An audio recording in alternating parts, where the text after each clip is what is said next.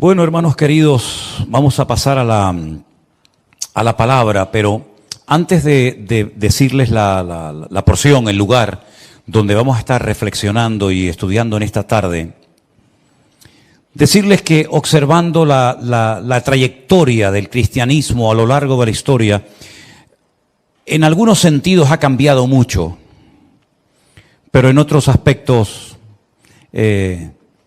suceden las mismas cosas que ocurrían hace 2000 años en las iglesias locales. Uno dice, bueno, por ejemplo, los problemas que tenía la iglesia de Corinto, se habrán solventado, ¿no? Se habrán solucionado los problemas a lo largo de la historia. Me temo que no. Los mismos problemas que tenían los hermanos de Corinto, de Éfeso, de Esmirna, de Pérgamo, de donde fuera, se siguen dando hoy en día en las congregaciones, ¿no? Gente, por ejemplo, que fue criada en el Evangelio, que no valora el hecho de haber sido criado en el Evangelio y terminan enfriándose o apartándose. Gente que a lo mejor no terminan de arrancar, no terminan de crecer, de desarrollarse, de madurar en el Señor. A veces no es el caso, gracias al Señor, ¿no? Lo digo de verdad, divisiones internas, líos, problemas entre hermanos que algunos salen de la iglesia más doloridos de lo que entraron en algunas ocasiones, ¿verdad? Así que en un sentido hemos cambiado, pero en otro aspecto el ser humano sigue siendo el mismo. Siguen habiendo las mismas luchas, las mismas pruebas, las mismas dificultades. Y ya en la época del apóstol Pablo y de los primeros años del Evangelio, comenzó el diablo a tratar de meter en las congregaciones, en las iglesias locales, enseñanzas antibíblicas, enseñanzas y doctrinas de hombres que, aprovechando a veces el vacío que dejaba, por ejemplo, el apóstol Pablo cuando dejaba una iglesia y dejaba un pastor nuevo o un grupo de ancianos, pues se metían, ¿no? Personas que se conocen en la Biblia con el nombre de los judaizantes.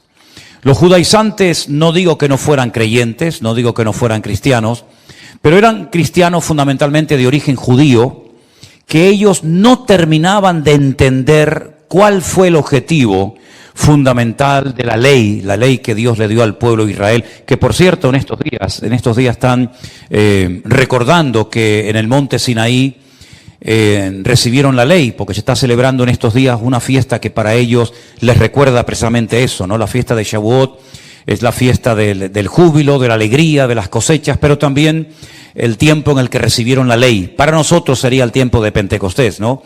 Cuando descendió por primera vez de una forma masiva sobre un grupo de creyentes el Espíritu Santo, ¿no? Llenándolos de una forma diferente a otras ocasiones, ¿verdad?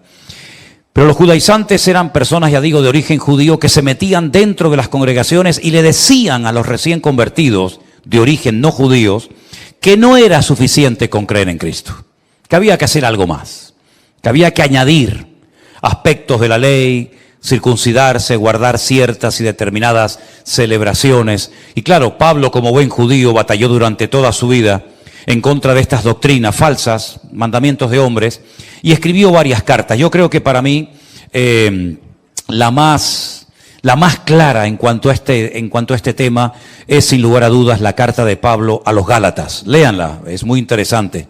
Pero en esta ocasión nos vamos a la carta de Pablo a los Romanos, al capítulo 6. Si han traído su Biblia o quieren seguir la lectura a través de las pantallas de la iglesia, lo pueden hacer conmigo. En el capítulo 6, a partir del versículo 15, por cierto, eran algunos versículos que yo leí esta mañana en el devocional que tuvimos, dice así la palabra de Dios. Pablo dice, ¿qué pues? ¿Pecaremos porque no estamos bajo la ley, sino bajo la gracia? Él mismo responde a la pregunta. Él dice, en ninguna manera. ¿No sabéis que si os sometéis a alguien como esclavos para obedecerle, sois esclavos de aquel a quien obedecéis, sea del pecado para muerte o sea de la obediencia para justicia? Pero gracias a Dios que aunque erais esclavos del pecado, habéis obedecido de corazón a aquella forma de doctrina a la cual fuisteis entregados. Verso 18.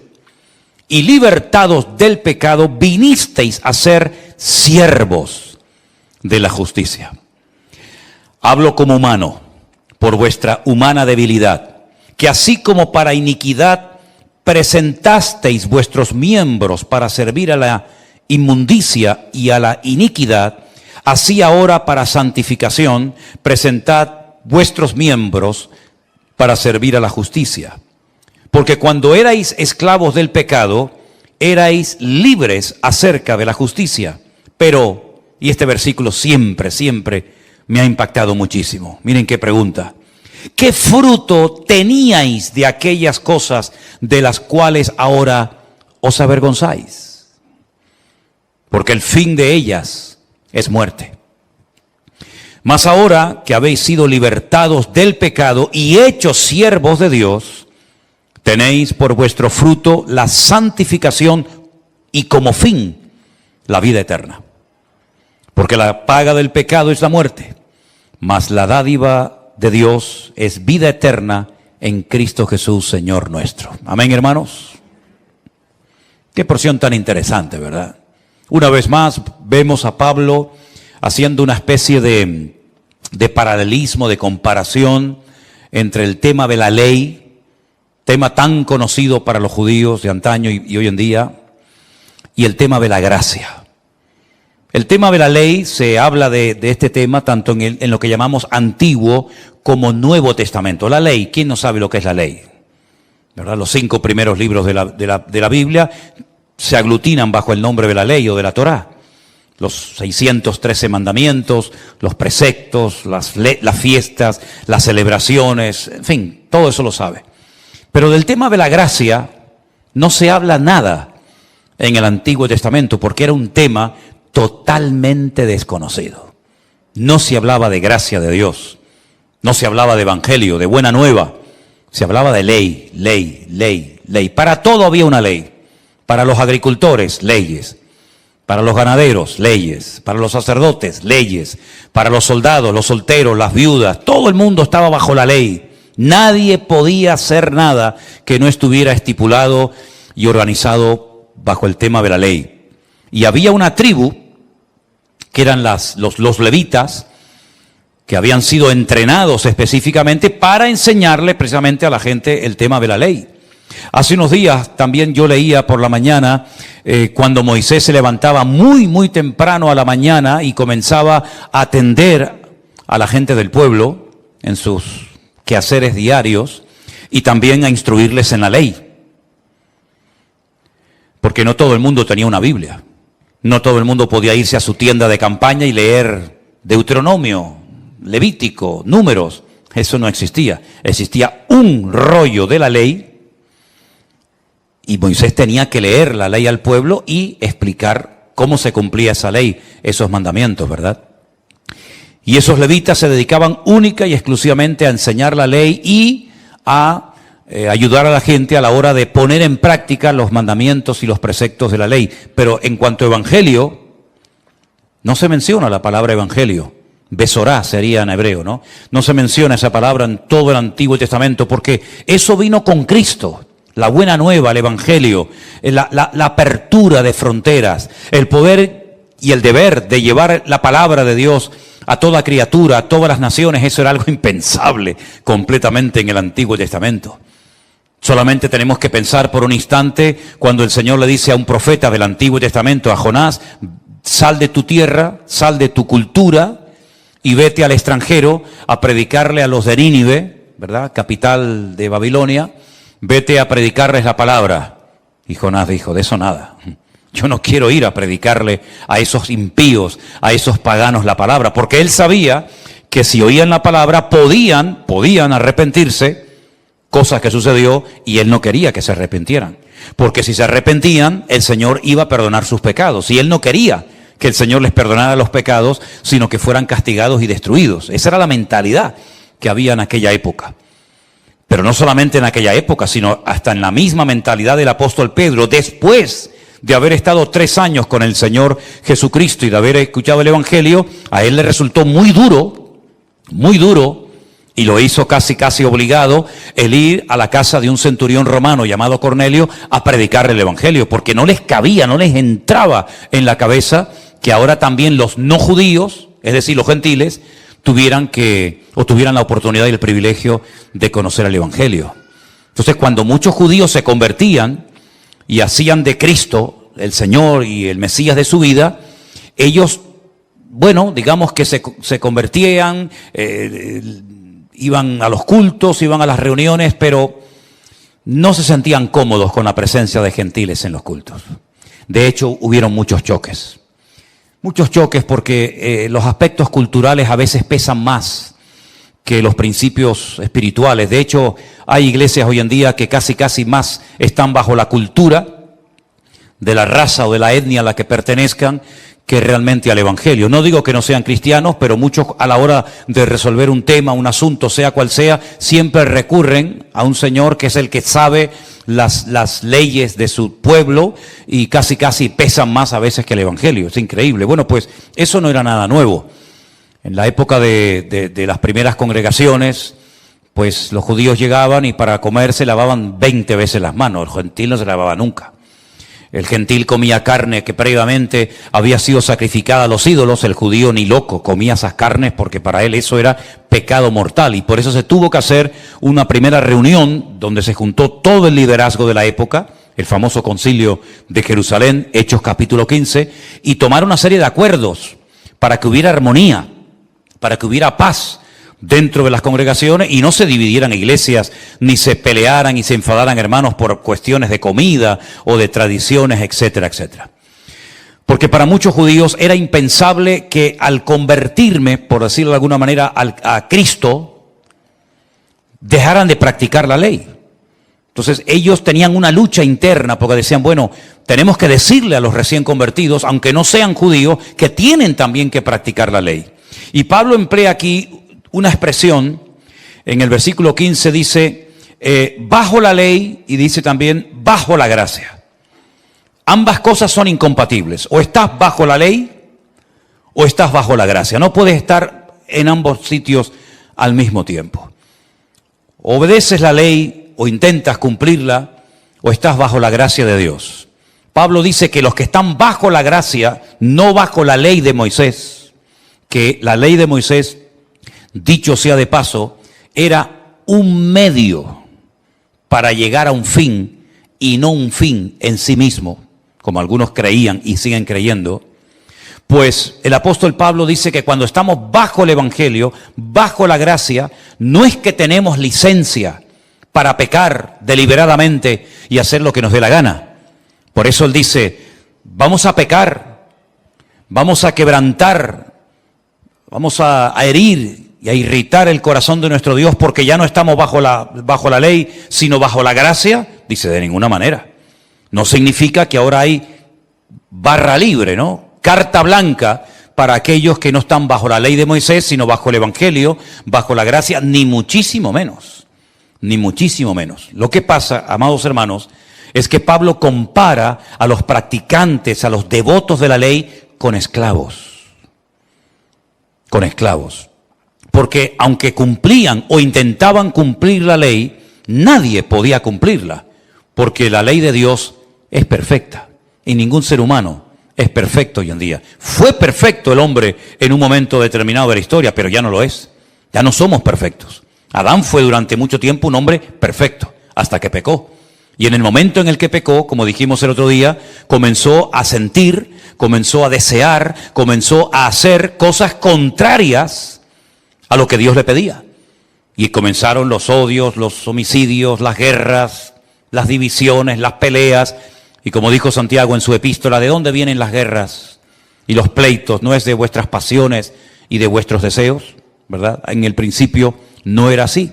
Por lo tanto, aunque intentaron muchas personas cumplir con los objetivos y con las demandas de la ley, en el fondo eran esclavos. Porque no podían liberarse de sus pecados, porque la ley no se dio para liberar al hombre. No se sorprendan por lo que voy a decir, sino en cierto sentido para agobiar al hombre. ¿Por qué digo para agobiar o para presionar al hombre? Por la sencilla razón de que Dios sabía que nadie iba a poder cumplir con las exigencias de la ley. Entonces la pregunta que muchas veces me han hecho, entonces ¿para qué Dios la dio? Si yo te voy a decir que hagas algo y sé que no lo vas a hacer, ¿para qué te lo pido? Dios sabía perfectamente que ningún ser humano, ni siquiera Moisés, podrían llegar a cumplir todas las exigencias de la ley de Dios. Ninguno. Pero a través de esas debilidades, a través de esa impotencia de poder cumplir con todos los objetivos que Dios me ha puesto delante de mi vida, yo tendré que reconocer en algún momento que soy incapaz. Yo no puedo cumplir según tus demandas, porque la ley refleja el corazón de Dios. La ley es perfecta como Dios que la dio es perfecto. Entonces el hombre tenía que ir constantemente al templo a presentar sacrificios de animales, porque era la forma que había en aquel tiempo, no de recibir el perdón de los pecados, ojo con eso, sino de tapar, de cubrir temporalmente los pecados de la persona. No es como hoy en día, que usted pide perdón por sus pecados e instantáneamente sus pecados son perdonados por el poder de Cristo. ¿Cuántos dicen amén? Pero en aquellos días no. En aquellos días, cuando una persona cometía un pecado, depende del tipo de pecado que hubiera cometido, tenía que ir al templo, presentar un animal según lo estipulado por el sacerdote del momento, poner sus manos, confesar públicamente sus pecados imponiendo las manos sobre el animal, porque era como un traspaso, ¿no? Yo le traspaso a ese animal inocente mis pecados, él muere en mi lugar, pero como dice la Biblia, la sangre de animales no pueden perdonar pecados de seres humanos. Si la sangre de toros, de becerros, de cabras, de ovejas pudieran perdonar los pecados del ser humano, entonces ¿para qué vino Cristo a derramar su sangre? Si ya los pecados podían haber sido perdonados de esa manera, pero no eran perdonados, eran cubiertos temporalmente. Por eso constantemente, permanentemente, el pecador no era libre, sentía culpabilidad, se sentía condenado y tenía que ir un año y otro año y toda la vida a presentar sacrificio, incluso los mismos sacerdotes. Incluido el sumo sacerdote también tenía previamente, antes de acercarse a la presencia de Dios y orar por el pueblo de Israel, él tenía que hacer sacrificios primeramente por sus pecados y luego entrar a la presencia del Señor.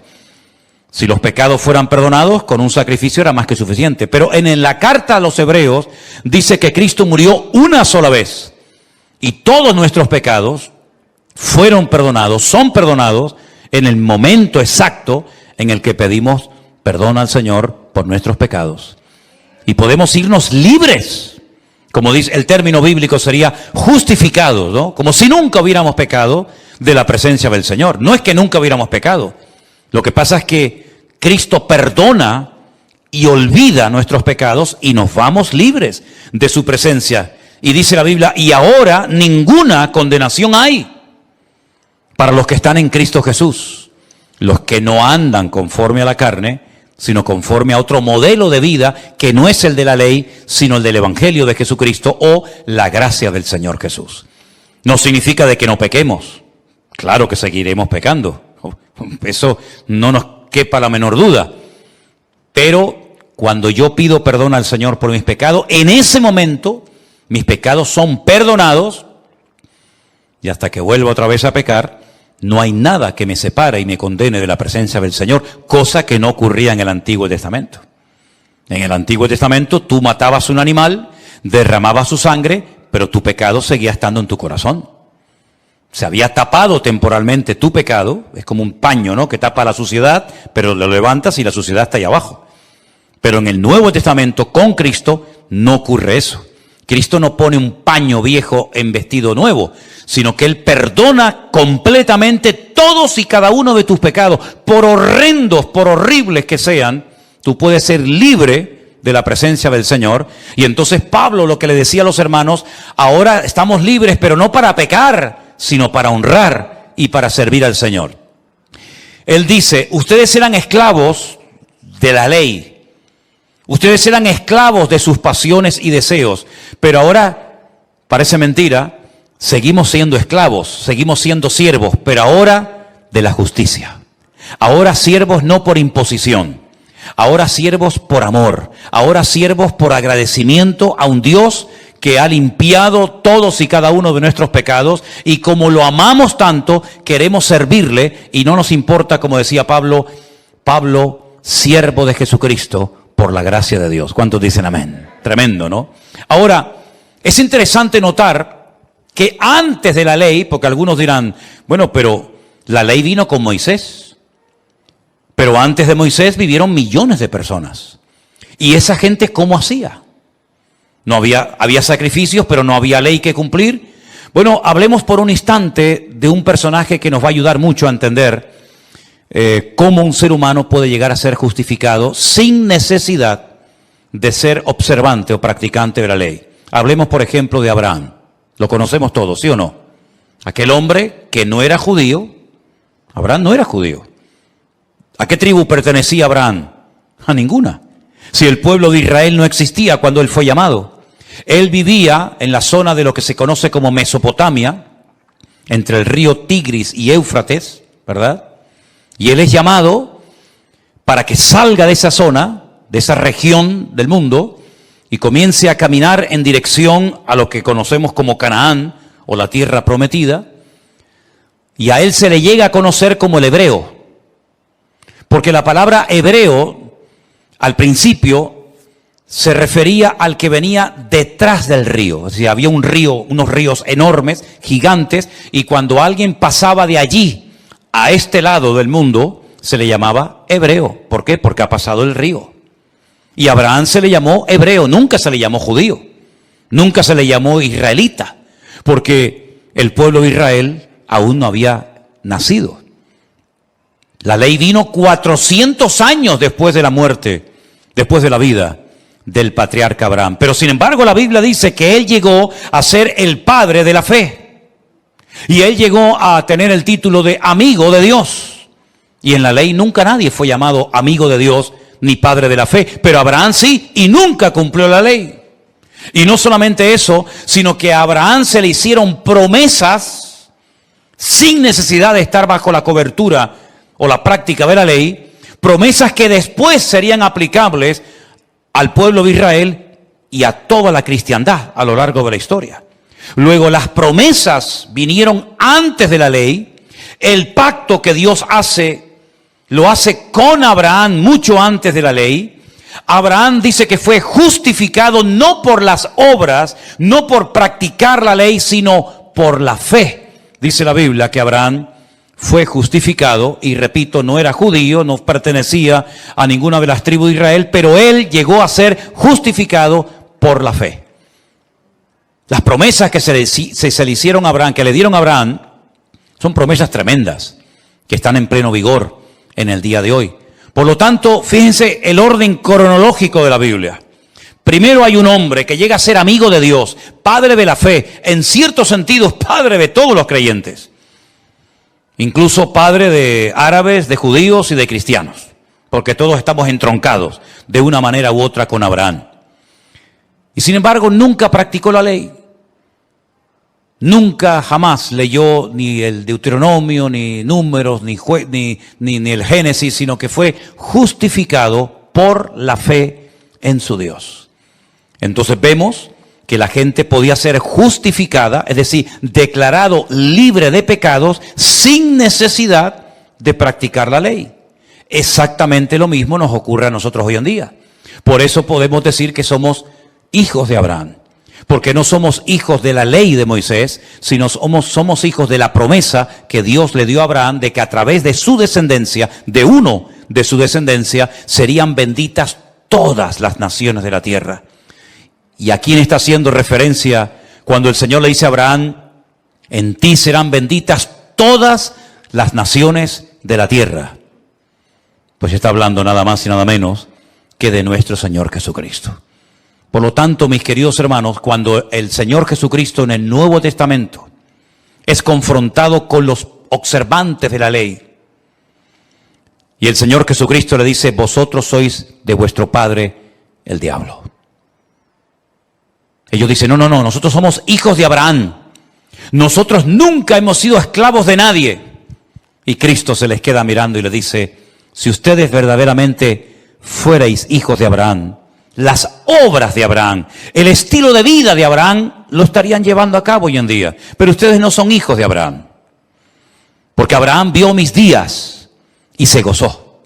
Y entonces, claro, ellos no entienden que Jesús fuera antes de Abraham.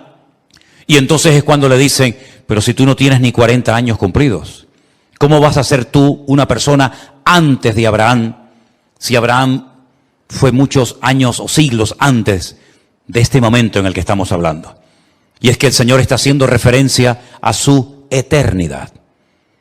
En Cristo moraban dos naturalezas: la naturaleza divina, la naturaleza humana. Era 100% Dios, era 100% hombre. Ya sé que a lo largo de la historia ha habido muchos conflictos, que si era solamente hombre y no era Dios, o era solamente Dios y no era un hombre, sino que se parecía a un hombre, pero realmente, si estudias en profundidad y con seriedad la Biblia, te vas a dar cuenta de que Jesús era 100% hombre. Limitado en espacio, en tiempo, se cansaba, tenía que pedir agua porque tenía sed, etcétera, etcétera.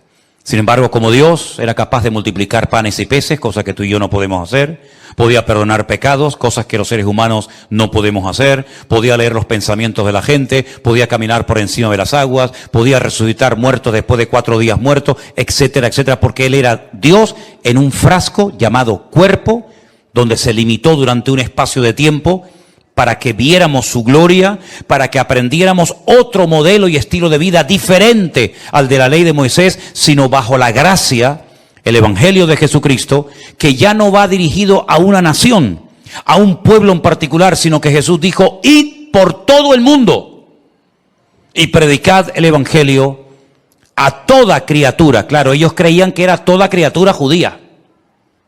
Por eso cuando Jesús dijo, en respuesta a una pregunta, ¿cuál es el mandamiento más grande que existe? Y Jesús dijo, pues amarás a Dios con toda tu alma, con todo tu corazón y con todas tus fuerzas. Ese es el mandamiento más grande y más importante. Y a continuación dijo, y a tu prójimo como a ti mismo. Y un judío le dice, ¿y mi prójimo quién es? Porque si tú le dices hoy por hoy a un judío en Israel, amarás a tu prójimo como a ti mismo, te dice, mi prójimo es otro hermano mío judío, pero mi prójimo no es un japonés, un argentino, un chino, un español, un dominicano, porque para él el prójimo es otro judío, y el que no es judío no es su prójimo. ¿Te das cuenta? Sin embargo, el Evangelio rompe esas barreras raciales, culturales, de la índole que sea, porque el Evangelio abre las fronteras. Y entonces cuando Pedro vio que cuando él visita la casa de un centurión romano, son llenos del Espíritu Santo exactamente igual que como ellos fueron llenos, y cuando llega a Jerusalén le dicen los hermanos de la iglesia, ¿qué has hecho, Pedro? ¿Cómo se te ha ocurrido entrar en la casa de un hombre que no es judío? ¿Pero qué has hecho? Nosotros los judíos no entramos a comer a casa de uno que no es de nuestra etnia, de nuestra raza. Y entonces él dijo, yo he entendido que lo que el Señor hace, tal vez nosotros no lo podemos entender, pero que ya no hay impíos o impuros y puros, gentiles y judíos, sino que ahora todos somos iguales delante de la presencia del Señor. ¿Cuántos dicen amén? Es una lástima ver cómo hay cristianos que quieren obligar a la gente a cumplir la ley, que por cierto ya no se puede cumplir, porque hay casi 400 mandamientos de la ley, que al no haber templo físico en Jerusalén en la actualidad, aunque quisieras poner en práctica la ley, no puedes, porque hace 2000 años que ese templo no existe. Por consiguiente, ni era nadie capaz de cumplir con la ley, ni nadie la puede cumplir hoy en día, porque no se puede cumplir, sencillamente porque no se dan las condiciones para poder cumplirla. Cuando le preguntas, por ejemplo, a muchos judíos practicantes, ortodoxos, hasídicos, ¿ustedes están esperando al Mesías? Te dicen que sí, efectivamente están esperando al Mesías, pero ojo, te dicen, estamos esperando al Mesías, un hombre perfecto, con unas capacidades extraordinarias, una especie de rey David, pero por 1000, elevado a la máxima potencia, y él va a someter a todos nuestros enemigos para que podamos seguir estudiando con toda tranquilidad la ley de Moisés. Y él mismo, el Mesías, tendrá que subir al templo a presentar sacrificios por sus propios pecados. Lo lamento, pero ese Mesías no tiene nada que ver con el Mesías glorioso, triunfante, que nosotros estamos esperando de un momento a otro para estar por la eternidad con Él. Así que, mis queridos hermanos, cuando Pablo escribe esta carta, él tiene en mente que tiene la gente que salir de ese yugo, tiene la gente que salir de ese círculo vicioso de la ley, de cumplir y cumplir y cumplir, y que nunca, por cierto, vas a cumplir con todo. Y entonces él dice esta expresión, hemos sido libertados del pecado. Alguien nos ha redimido. Alguien nos ha comprado. Y ese alguien tiene nombre. Y es nuestro Señor Jesucristo. Como dije el otro día, ¿quién nos hubiera comprado a nosotros cuando estábamos muertos en nuestros delitos y pecados, hermanos? ¿Quién vino a comprarnos a nosotros? Es como cuando yo le digo a los gente en Israel, cuando ustedes eran un montón de esclavos en Egipto, dígame qué nación viajó, cruzó el mundo entero para ir al faraón y decir, te los compro todos. Te compro todos los esclavos, los niños, los ancianos, los jóvenes, toda la familia. Te compro a todos los ancianos. ¿Cuánto es? Tanto. Y nadie iba a ir a comprar a aquel grupo, aquella masa de gente, de esclavos. Nadie los iba a comprar, nadie. Solamente Dios le dijo a Moisés, ve y saca a mi pueblo para que yo les enseñe cómo me pueden honrar y cómo me pueden servir. Y encima no solamente los compro, sino que les regalo un país entero para que sean libres y me puedan honrar y me puedan servir. Es algo increíble. Lo que Dios ha hecho con esa gente, lo que Dios ha hecho con ese pueblo, no lo ha hecho con nadie. Jesús no vino a comprar una tribu de indígenas del Amazonas perdida. Jesús no vino a comprar los esquimales ni la gente de Mongolia. Jesús vino a redimir a la raza humana, ¿verdad? Pero en ese caso puntual vino a buscar ese pueblo para que a través de ese pueblo todas las naciones de la tierra tuvieran la posibilidad de conocer al único Dios vivo y verdadero. Porque la única nación que enseñaba al mundo que hay un solo Dios era el pueblo de Israel. Si tú ibas, por ejemplo, a los filisteos, tenían un montón de dioses. Si ibas, por ejemplo, a los romanos, tenían un montón de dioses. Los griegos, ni te cuento. Los babilónicos, todos eran politeístas. El único pueblo de la tierra que en aquel momento cantaba a un único Dios, adoraba a un único Dios, honraba a un único Dios, eran ellos. Y a través de ellos, pues vino ese conocimiento de un único Dios al mundo. Pero ahora es a través de lo que llamamos la iglesia, el cuerpo de Jesucristo, formado por hombres, por mujeres, por niños, por blancos, por negros, por ricos, por pobres, por gitanos, no gitanos, por todo tipo de personas. ¿Por qué? Porque el Señor abrió la posibilidad de que todos le conozcan, de que todos le honren y que todos le sirvan.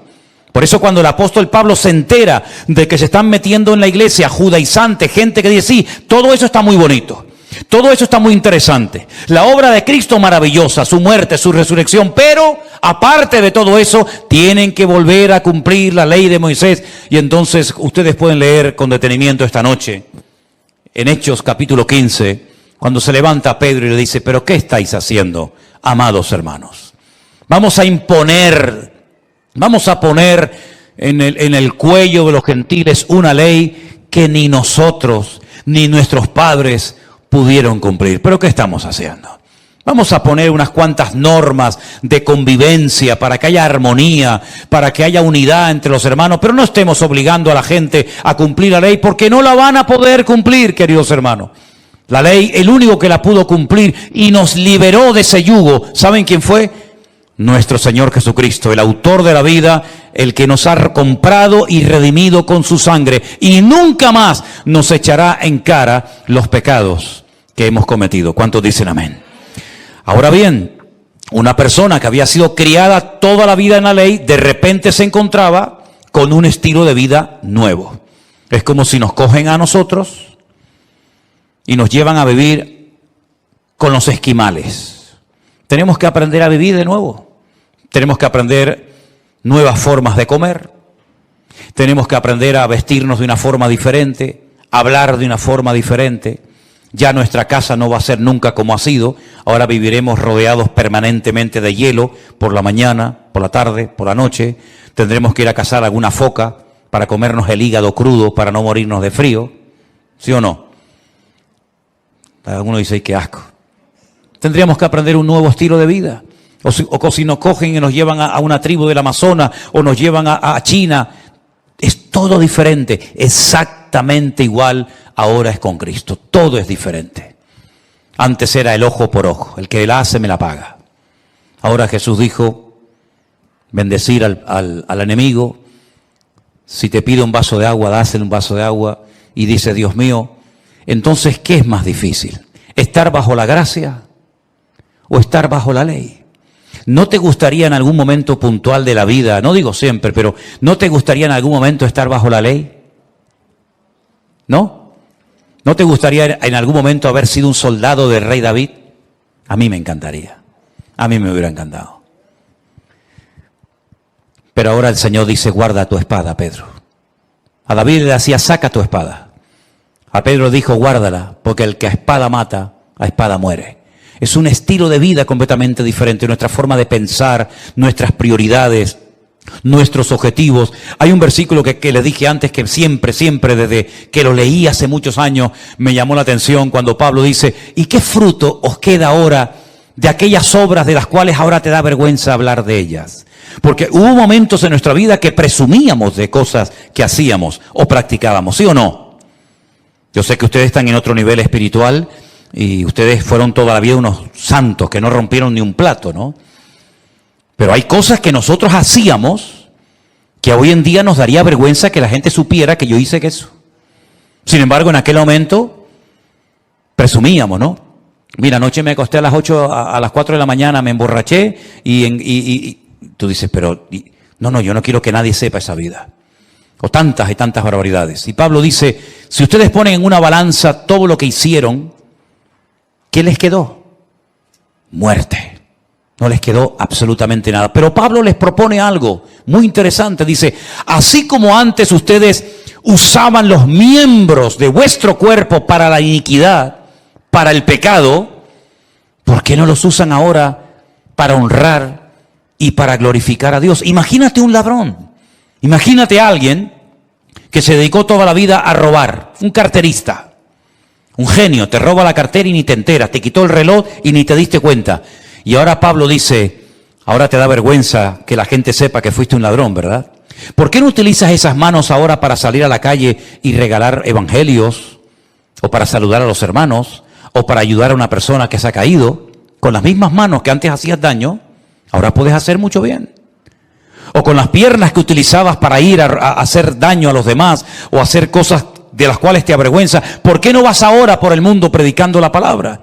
En otras palabras, el Señor nos da la posibilidad, no de arreglar lo que hemos roto, porque en algunos casos ya el pasado ya está.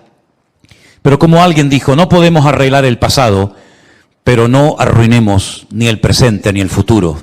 Porque ahora en Cristo nuestra meta, nuestro objetivo es otro completamente diferente al que teníamos antiguamente.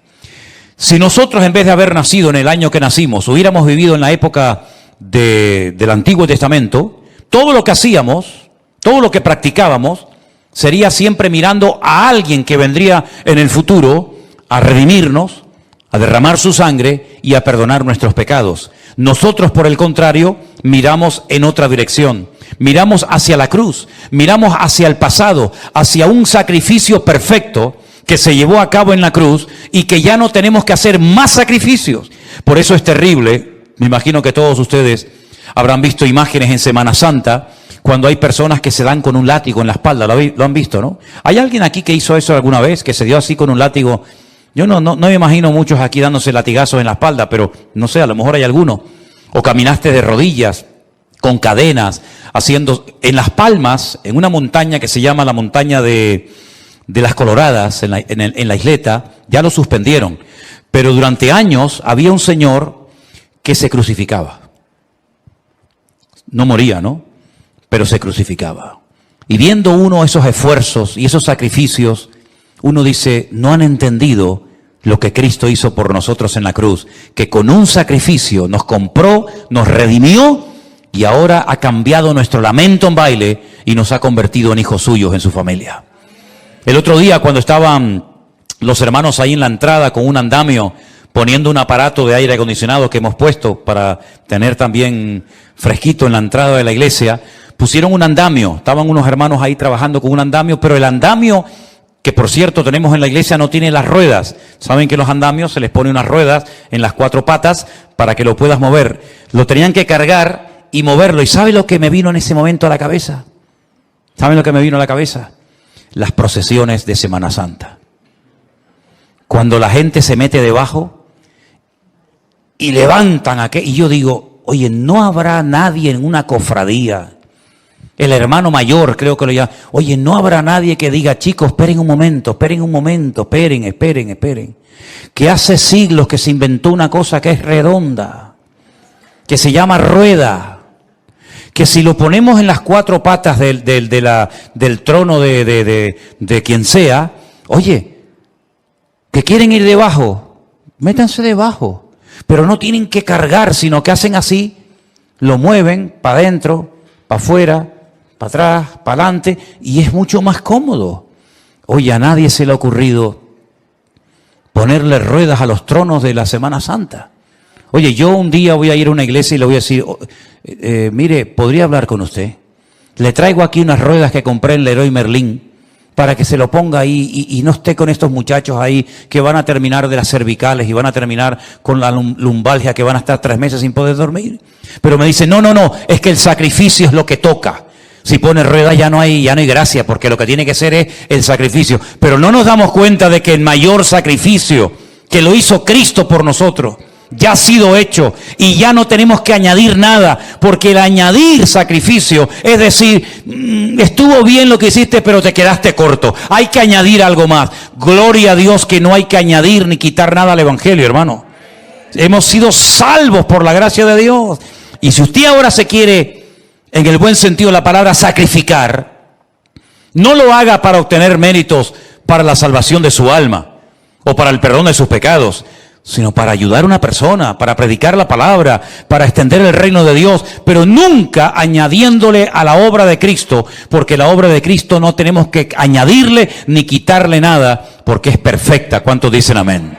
Y él termina como conclusión este mensaje tremendo que le está dando diciendo, miren hermanos, lo dice otra vez, por segunda vez, ya hemos sido libertados del pecado. Lo dice en el versículo 22 y lo dice en el versículo 18, la misma frase, ya hemos sido libertados del pecado.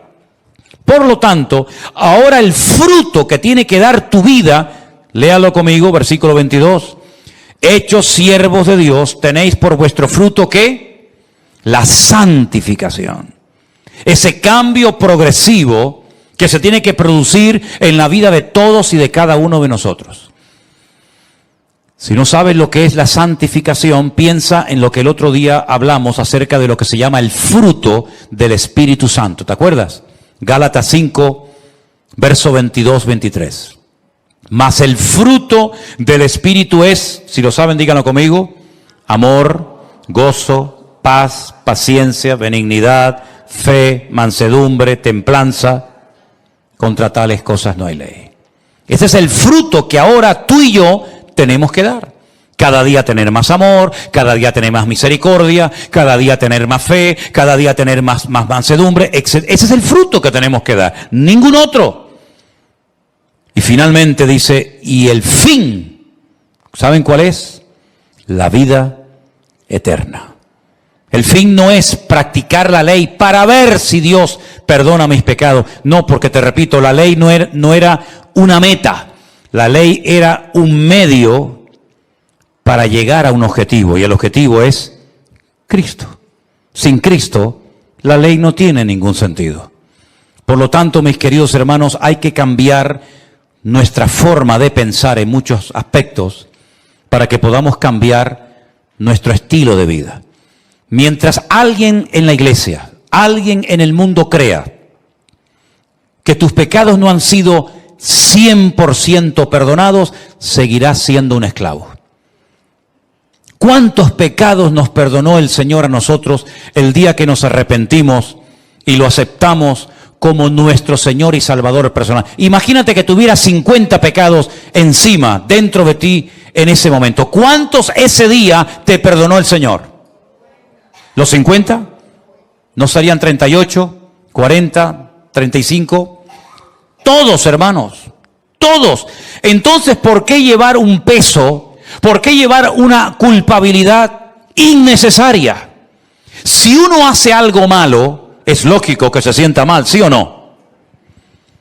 Pero si Cristo me ha perdonado y soy libre, y Él ha dicho, terminada está la obra, consumado es, ¿por qué voy a estar yo llevando un peso, una culpabilidad sobre mis hombros que me aplasta, que me oprime y que me impide disfrutar de la vida? ¿Por qué?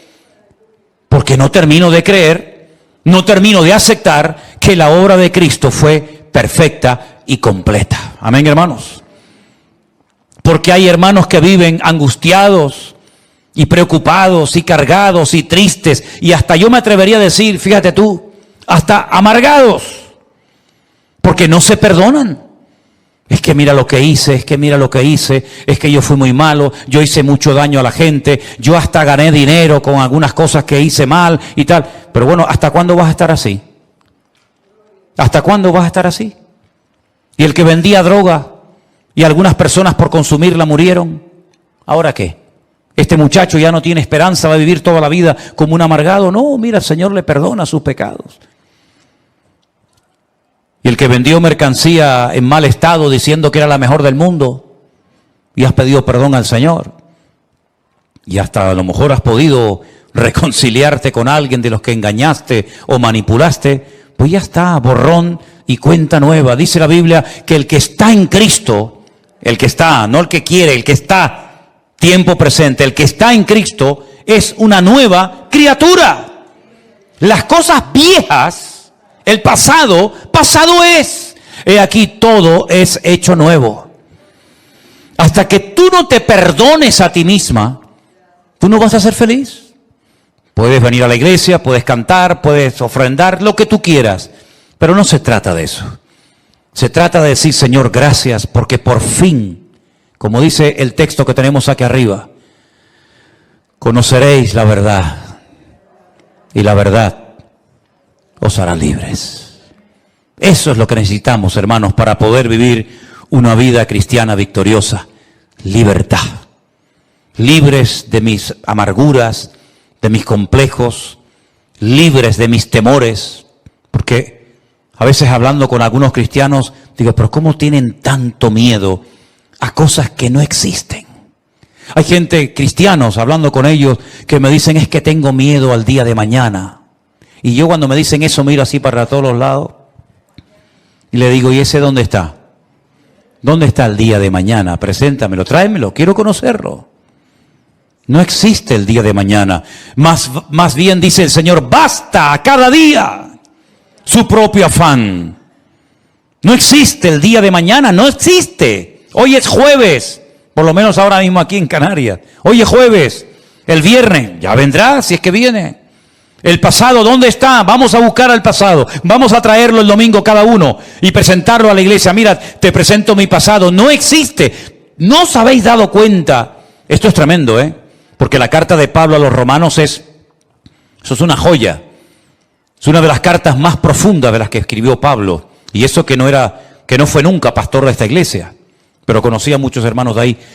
Cuando tú llegas al capítulo 8, él comienza a mencionar un montón de cosas que en un momento determinado te pueden poner nervioso. Por ejemplo, él dice, principados, potestades, son demonios. Demonios a los que tú serviste, demonios a los que tú honraste, pero que como ya no los honras a ellos ni les sirves, sino que ahora honras al Señor, pues te puede dar temor decir, uy, aquel demonio que yo tuve, aquel demonio que yo serví, o aquel demonio que yo tenía en mi casa, y etcétera, etcétera. Ni principados, ni potestades, dice el Señor. Ni lo alto, ni lo profundo. Ni lo presente, no, pasado no dice. Eso es otra cosa. Ni lo presente, ni lo porvenir. Vean la lista de lo que Pablo menciona, que repito, en un momento determinado nos puede poner nerviosos. Fíjate que no menciona la palabra pasado.